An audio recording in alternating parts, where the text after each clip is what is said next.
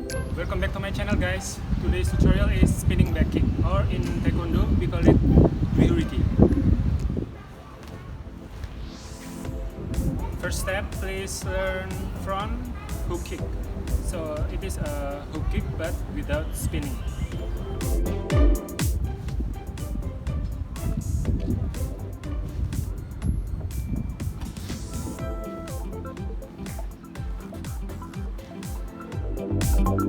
After you master the front hook kick, please learn how to turn slowly.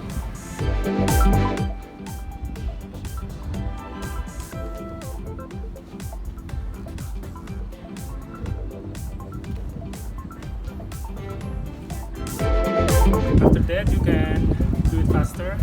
No need to kick, just bending your knee. After you got the feeling, you can kick it.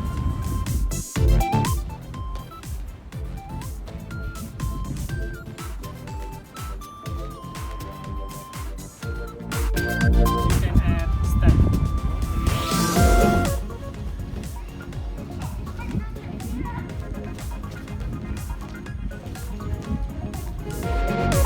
After getting better, you can gradually increase speed.